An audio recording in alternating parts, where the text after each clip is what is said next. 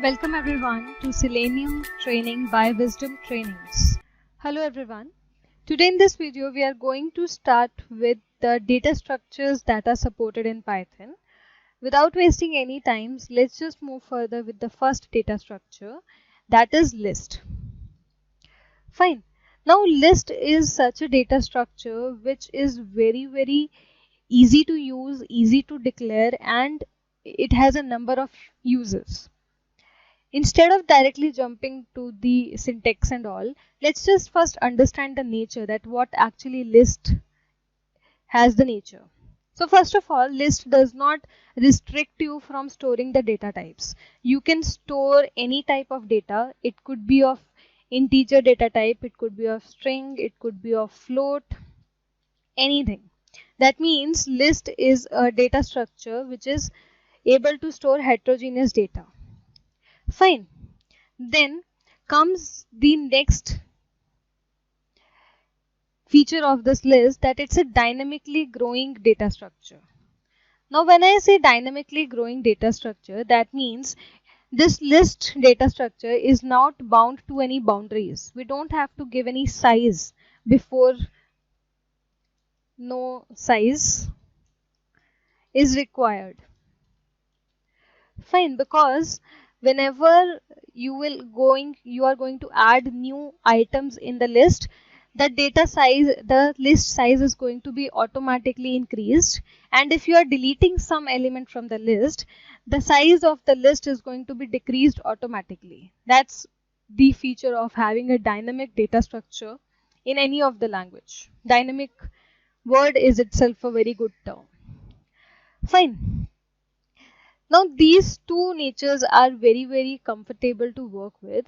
Now let's just talk about the syntax, that how actually the syntax of this list data structure is going to be, how it's declared.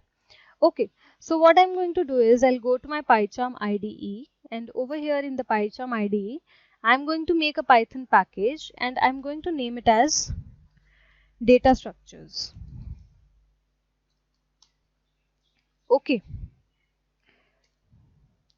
In this module, I'll be making every data structure in a different module. Fine. So for list, I'm going to create a new module and I'll name it as Python list. Okay. Now declaring a list is very easy. You can take any variable name. Let me just take it as list1. I'll name it as list1 is equals to, in these square brackets, whatever you are going to give is going to be considered as the element of the list. As I said before, it can store any type of data. So I can store an integer, a large number, a float number. Also, I can store some string. Right, so this way I can store any data and it's not going to give me any kind of error. If I'll print this to you, I'll print this on the console and see what the output is going to be. So it is, I have printed the list and this is the output that I have got. If you want to check, that what is the type of this variable list1 is being considered as by the Python interpreter, so that also you can check by the inbuilt function that we have seen in the previous videos, the type function. Fine, so you can just pass on the variable which you want to check this. So done. I'll run this, run it as, and over here you can see that it is being considered as a list variable. Now as I said, it's a dynamically increasing, it's a dynamic data type, so it's a possibility that it's increasing by time, decreasing by time. So I should be able to get to know that how many number of elements are there in the list. I need to know the length also. So for the length, to count the length of the list, you can use an inbuilt function which is available, that is len. This is used to count the length of a particular object you want to use. You can use it for a string, you can use it for any data structure or anything that you want. Fine, so I'll use it for the list. If I save this, the list is this. The size of the list is 4. That means there are 4 elements inside this particular list, list 1. Okay. Now you must be wondering that I am saying that it's a dynamically growing data structure. So how I can add new data? How new data are going to be added in the list again? There is an inbuilt function to do so. Just use the list. In which list you want to add more data? List1 dot append. Now this append function is going to add new elements to your list, to your existing list. Like for example, I'm going to append a string mango, and let me just add one more integer, 8. Okay.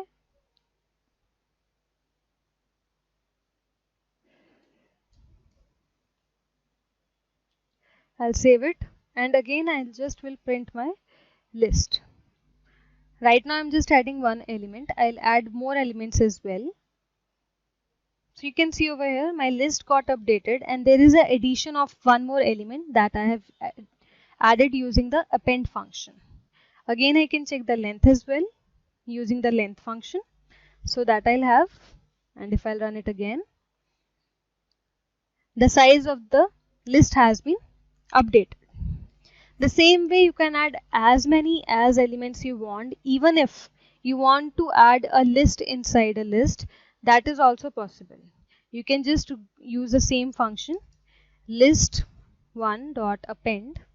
To this append you can pass on a list. Let's say I'm just going to copy this list only and add it again as a different element. Again I'll check the updated list and the length. So I'll save this and I'll run it. So now you can see over here that my list has been updated again with the element, but this time the element that I have added, it's a list itself. What is going to happen is, even if you are adding a list inside a list, the inner list is going to be considered as a single element. That you can see over here that my length of the list is increased by 1 only. That means this is a single element. Okay, this is about adding the list, adding the elements to your list.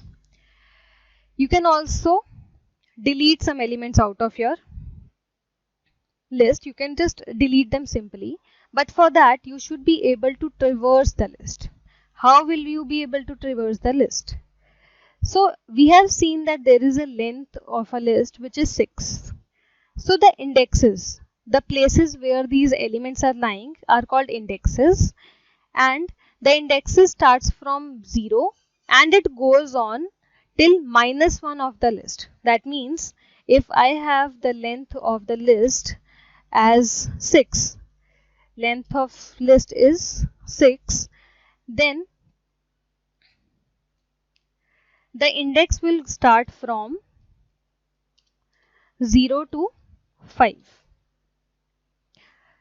If I want to access any of the element at a particular index, I can simply just use the list1, and I'll give the index that I want to access. Let's say I want to access the element at index 3 or 4 that I want to access.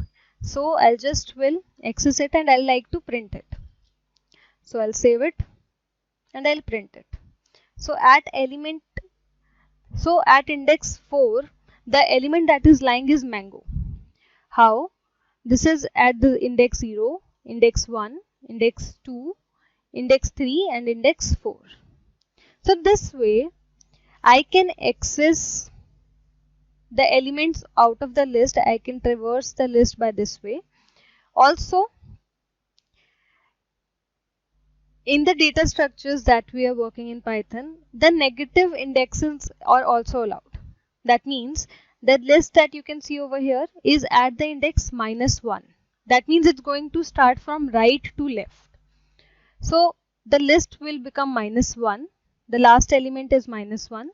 Second last element will become -2.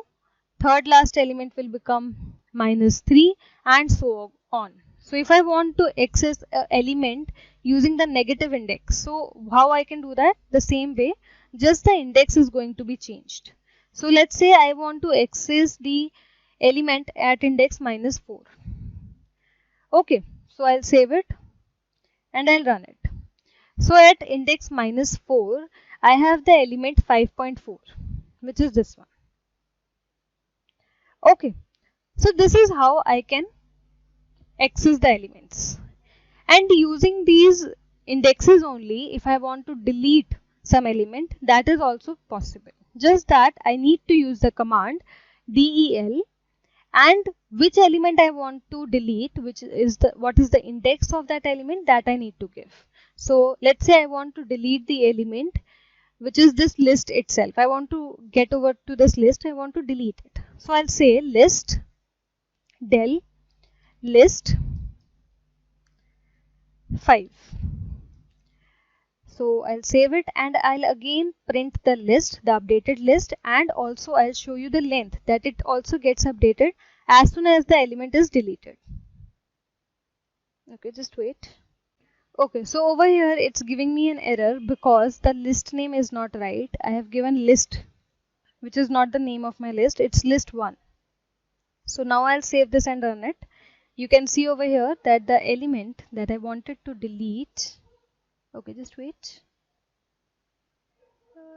Yeah, I wanted to delete the element at index 1, so that has been deleted, which was 525 at index 1, and the list's length is also updated, and this is the updated list after deletion of the element. Fine, so if it is dynamically growing by we are adding the elements by using the append function, we are also able to delete the delete the element. Okay. Also, if any case you want to change some element at some particular index at any point of the time, that also you can do.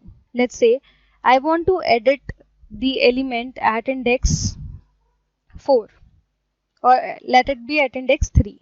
Okay, so I'll say list 1 at index 3. Right now it's mango, right? So I want to change it to mangoes. That I want. Or let it be mango only.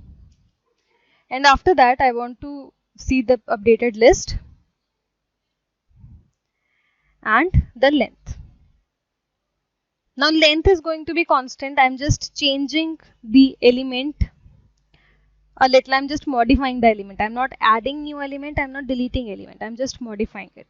So over here you can see that this was my previous list in which the element looks like this, and this is my updated list. So from here we conclude number of points that we see the dynamically changing structure of list. We are able to add new elements. We are able to delete the existing elements from the list. We are able to modify the elements, add, delete, modify elements. That all is possible in the list structure. Also, if I'm creating a list, I can also delete a full list also. That is also possible.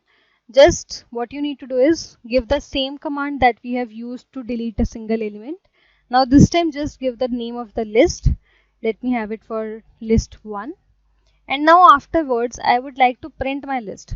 I'm giving the command to print list just to confirm that whether my list has been deleted or not. Because if it is deleted, then I will get an error at line number 27 that list 1 is not defined. So let's just see what comes out to be.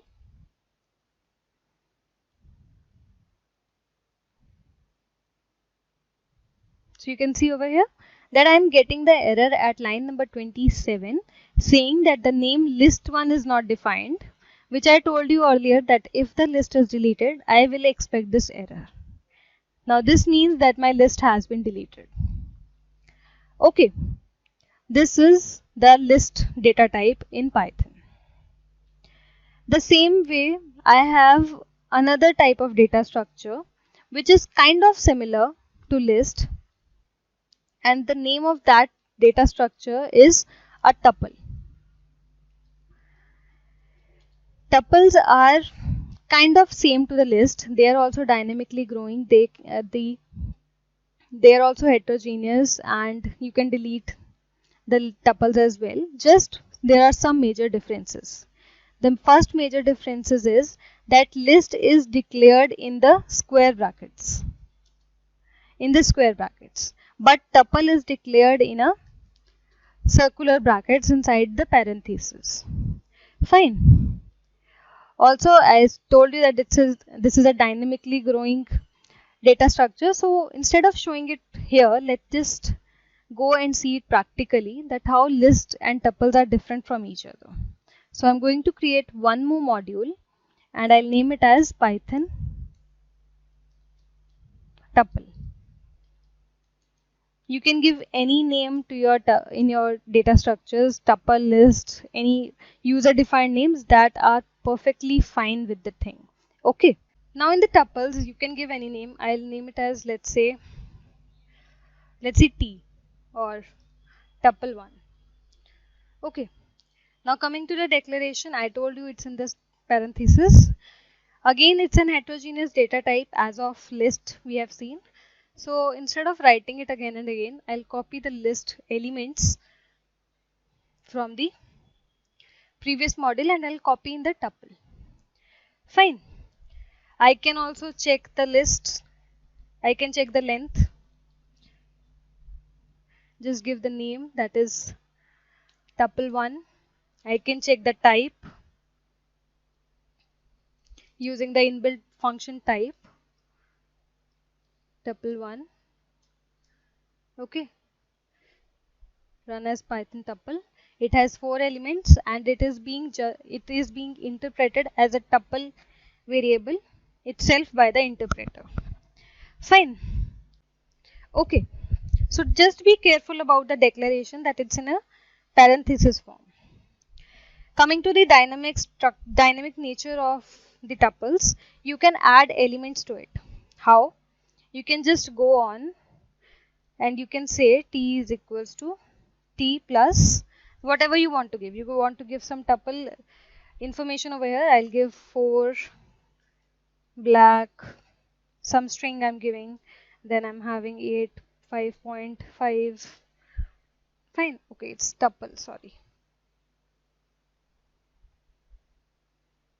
Fine. Now if I print my tuple over here and I just run this, so you can see over here that the previous data that I was having, the previous elements that I was having in my tuple, they are coming over here along with the tuple elements which I have added using this kind of structure. Now for addition of tuple, like if you want to add elements in tuples, there is no specific function that you can use, but this kind of structure is going to work in the tuples. There is no append function which is going to apply on tuples, but this is going to work. You can add any data that you want as an element in a tuple. Okay. Now coming to the modification, like suppose I want to edit any of the element existing in a tuple at any index. Indexes we have seen, the same structure goes on over here as well. Let's say I want to edit the element at index 4 or index 3. So I'll say tuple 1 at index 3. I want to change it to apple and I want to print my tuple afterwards to see the resultant tuple. So I'll save it and I'll run it. So over here you can see that it's giving me an error that tuple does not support item assignments. Why is it showing so? Because tuples are not going to allow you to modify the existing elements. The major differences I told you, this is one of the major differences. Modification not allowed. If you want, you can add new element, but the existing element you cannot modify. That is the rule in tuple. The same way, if you are not able to modify it, you are even not able to delete a single element from the tuple. That I'll show you. If I try to delete only element from the tuple, let's say I just want to delete this tuple, this element at index 3 only. I want to delete it. I'm commenting it because it's throwing error. So I'll say del at which particular index I want to delete the element at. I'll give this and I'll print the resultant tuple 1. I'll save it and run it. So it's giving me an error at line number 11, this one, that tuple does not support item deletion. So over here you can see yourself that deletion of element is also not allowed. Deletion of element not allowed.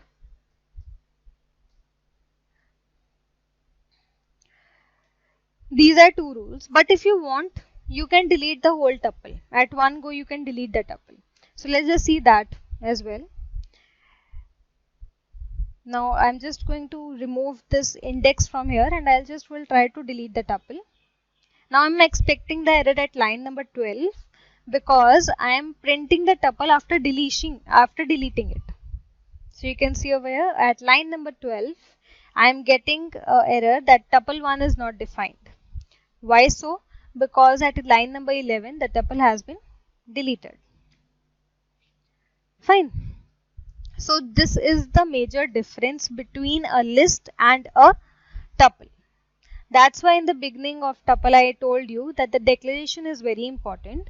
If in any case you have been declaring the tuple into square brackets by mistake even though, then it's going to modify the element as well. Single element will be deleted, which is not the rule of a tuple. Fine. So just be careful for the declaration of a tuple. Fine. Now this was the second data structure that Python supports. Moving further, I have third data structure which is different from the above two. Now list and tuples are completed. They are likewise each other.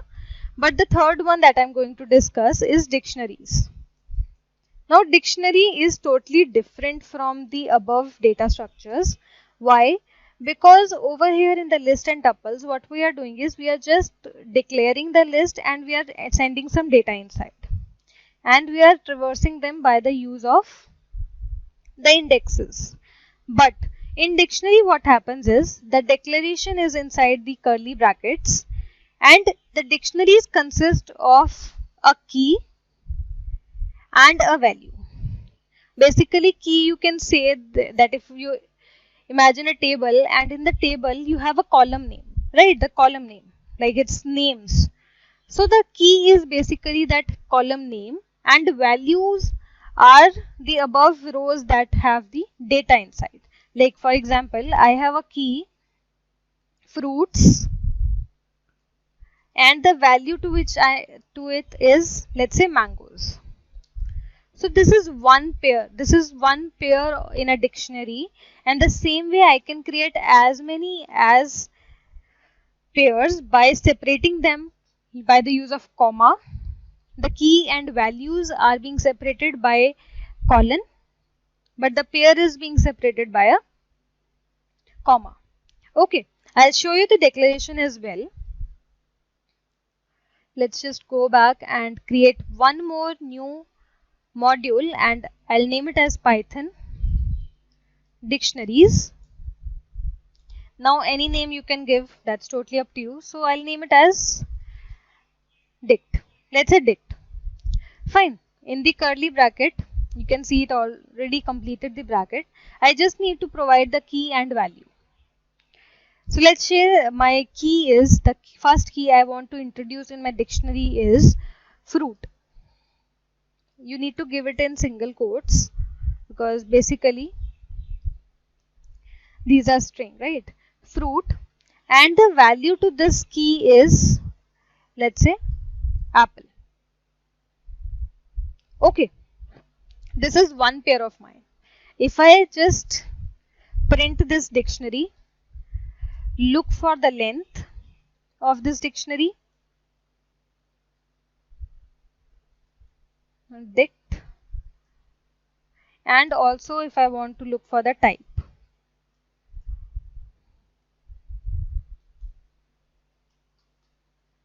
I'll save it and I run this.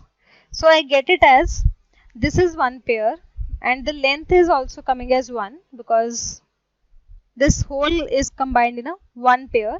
So it's the length of the list is 1 for the time. The type is, you can see yourself, it's a dict. Now over here a suggestion is there that don't give the names which are already existing in the Python libraries. Now over here you can see that dict is already a class name in my Python in the Python libraries, which also I am having as a name of my own dictionary. So you better change it to something else. You can have it as dict1, d1, anything that is not existing in the dictionary in the library itself. So I'll edit it and it's good to go. Now nor even you will get any warning, and now you are doing something wrong. Okay, now moving further, that is the dictionary is also dynamic. So yes, dictionaries are also dynamic, just that whichever key you want to add, you just need to provide that information and the value to it. For suppose I want to add a key inside, that is vegetables, and the value I want to give it is as potato. Afterwards I want to print the length and the dictionary. I'll save it and I run it. So now this time the key and value pair have been added, separated by the columns itself, and the length is also increased to 2. So this way you can add any key, any pair, any key value pair at any time. It's totally up to your wish. Now over here at this point a question arises in mind that it's a possibility that the same key is already existing. Then what will happen? Will it be overwritten? Will that be repeated, or duplicate data will be created? What's actually going to happen? So if you are already having a key, let's say you are having this key fruit, right, and I try to add it again, fruit, and I want to add more data to it. This time I am having the value of this key fruit as mango, and then I try to print the list and the length. Then this time what will happen is the data will be overwritten. You can see, okay, just wait. Okay, I forgot to have equals to over here, sorry. Now this time my data got overwritten. My key is already there. The value that was existing has been overwritten by mango this time. The length is still the same. So in dictionaries, duplicate values are not allowed. The original ones will be gone off and will be overlapped, overwritten with the new ones. So what you can do is, whenever you are adding some key into your dictionary, you can just check, you can just get a check. You can say if whichever list you are having, d1 dot get. Now this get function will help you to look for the key that you want. I want to look for fruit, that if it is existing or not. So I'll say that if in d1 there is a fruit key, sorry, look for the key fruit. If the fruit key is already existing, it will give you over here as true and no data will be added. But if it is not already in the list, if the fruit key is already not in the list, then after you can move on and you can add the data to it. Like for example, now this time I'm changing it to grapes. And after this, print my list and the length to it. Save it and run it. Now you can see over here, the fruit key is already existing in my list, in my dictionary. So that's why the data did not got overwritten. I am getting the same value as mango, which was earlier, and the grapes one has not been updated. Now if I add for some another key, like I added for fruits, then my fruits key is not existing in the dictionary now. So now it will add a key value pair having the key as fruits and value to it as grapes. So I'll print it, I'll run it, and you can see over here a new value got added, a new key has been added, fruits with grapes, and the length also got updated. So this way, before adding a new key, if you are doubtful that the key is already existing, you can use this kind of structure to check it before. Okay, this was about dictionaries.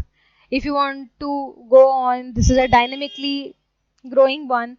Let's say if you want to delete, let's say whether you can delete a key value pair or not. So I'll use the function del, and to this d I'll give a key fruit. I want to delete this key, so I'll give the command, and after that command I'll like to print the list, print the dictionary and length. So I'll run it, and over here my key fruit with the value mango has been deleted, and the length is also updated to 2 key value pairs.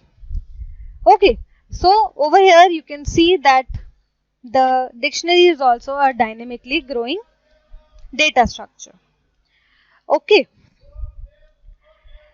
Also, like other data structures, you can delete the whole dictionary as well. That is also possible. Fine.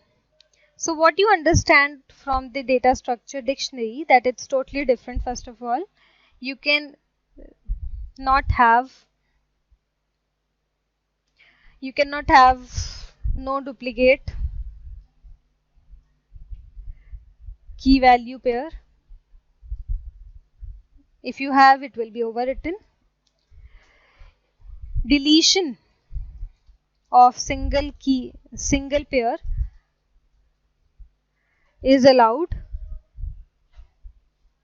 Modifying, you have already seen that how modifying is being done, and also you can delete the whole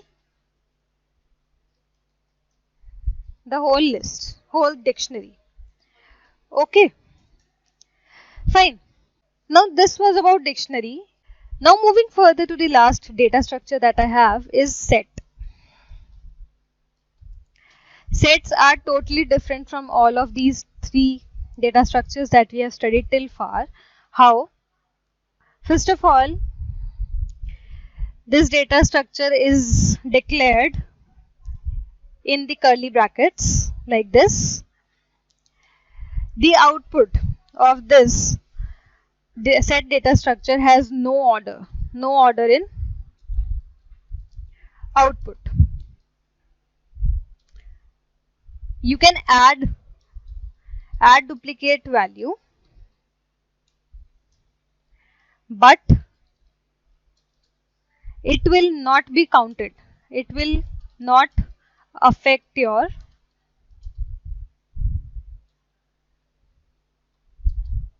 set. The length will not be affected by the duplicate values, nor the duplicate values are going to be printed in the output.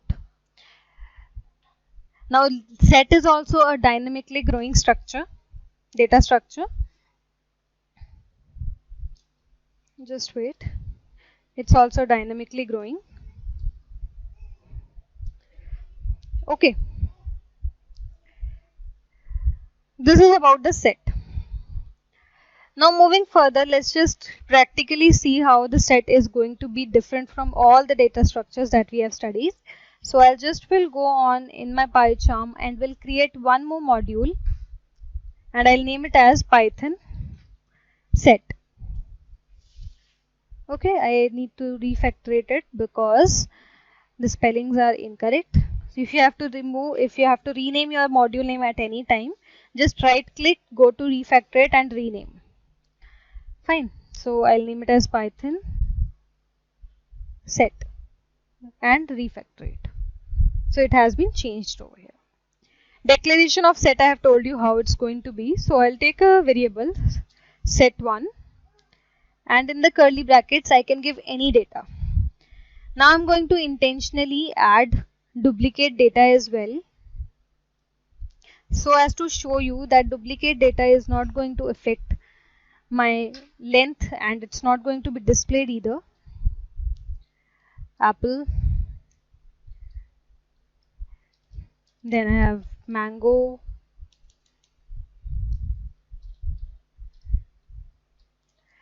okay.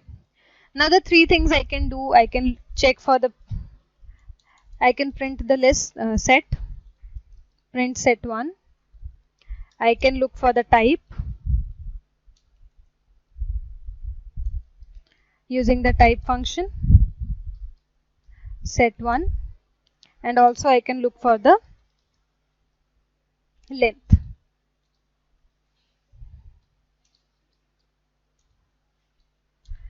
Okay, now I save this and I'll run it. You can see over here, first of all, the output of the list, that the output of the set, that how it's looking like. I have two repeated data over here. One is I have 2 times 1 and 3 times I have 99. But in the output I have unique values only. You can see over here. Also, it is not in appropriate order. The way I have given it in, the same is not displayed in the output. It's totally random. If I rerun it, the output will be something else. You can see every time I'll run the set, it's going to be a different output that's going to come up. Secondly, the second thing that I checked was the type. So you can see over here that there is a class set which is being interpreted for this particular variable, and then I have the length. Now length also you can check. I have 6 unique values, 6 unique elements in the set. So those are only being counted. The repeated ones are not being counted. So this is actually, the set is being dynamically growing. If I'm saying it's a dynamically growing one, so it's easy to add elements to the set as well. Just use the set name set1.add. Using this add function, you can add any element to the set. Let's say I want to add yellow. The same way you can add any number of elements that you want, and you can check, you can print the set and you can look for the length. If I run this Python unit test, now it has 7 elements and again the order is random. Right now I am not going into the details at what are the uses, because at the time when we will be using Selenium, we will be using the commands at those time. At that time only you will understand that how these list, tuples, dictionary, set are different from each other and what's their application. Okay, this is just for the knowledge and for the basic information so that you can practice it. Okay, so this was all for this video. I'll request you guys to practice this so that you can understand the difference between 4 of the data structures. I'll see you in the next video. Till the time, do practice and thank you.